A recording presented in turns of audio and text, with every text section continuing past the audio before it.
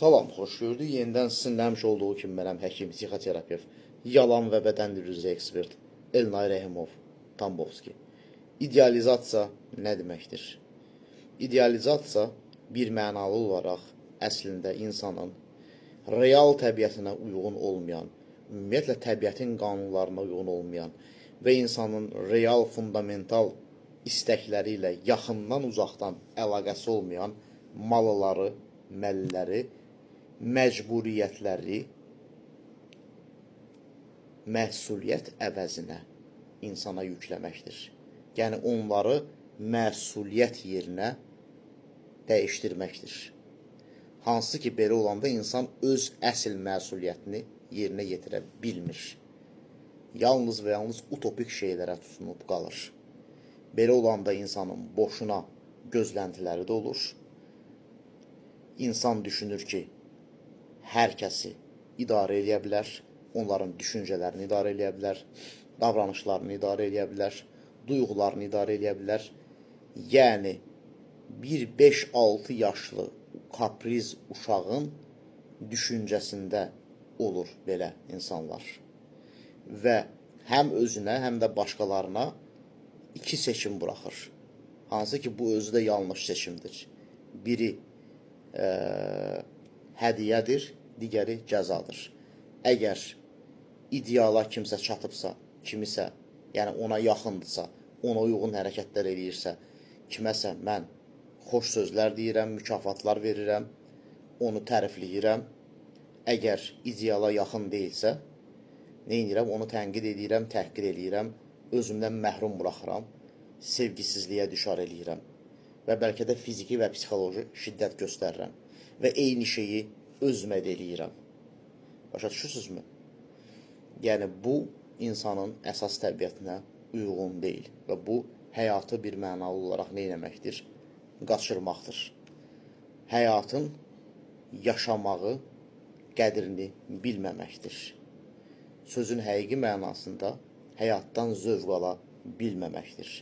Həyat sevincinin sönməsi deməkdir.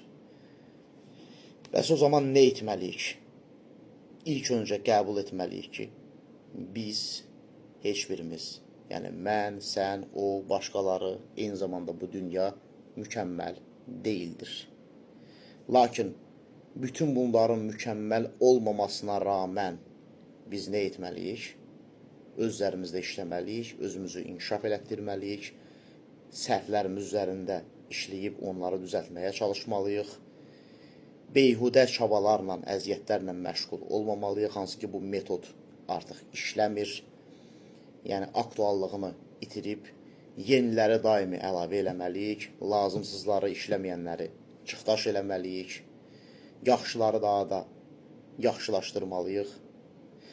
Yəni, arada bir günahkar axtarmaqdan savayı ki, kim deyək ki, vəziyyəti bu yerə gətirdi, nələr vəziyyəti bu yerə gətirdi, kimin ucbatından mən, o və yaxud da başqaları bu vəziyyətə gəldi, günahkar axtarmaqdan savayı əsas istiqamətlə düşünməliyik ki, bəli, biz bu vəziyyətə gəlmişik, bu var, biz rol oynamırıq, bəli, ağrılıdır, bəli, biz bu negativi hiss eləyirik, bəli, bu əziyyətli bir şeydir.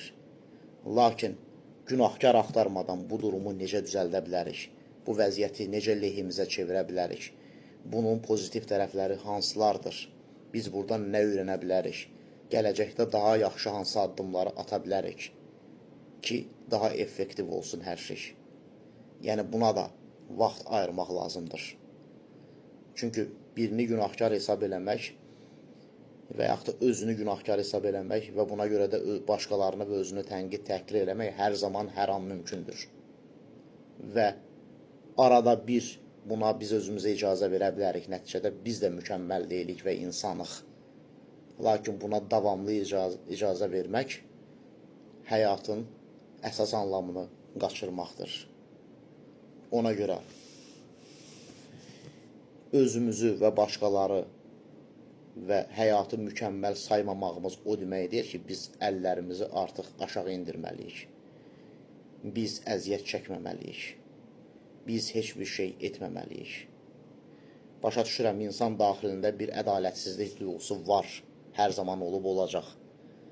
Lakin buna baxmayaraq, ədalət axtarmaq heç bir zaman prioritet olmamalıdır. Yəni, günahkar axtarmaq heç bir zaman əsas məqsəd olmamalıdır. Əsas məqsəd özümüzü inkişaf etdirmək olmalıdır. Həyatda öz yerimizi tutmaq olmalıdır. Həyatımıza anlam qatmaq olmalıdır. Həyatımızı və yaxud da başqalarının həyatını necə yaxşılaşdıra bilərik, o olmalıdır. Dünyanı necə gözəlləşdirə bilərik, o olmalıdır. Diqqətinizə görə minnətdaram. Sağ olun.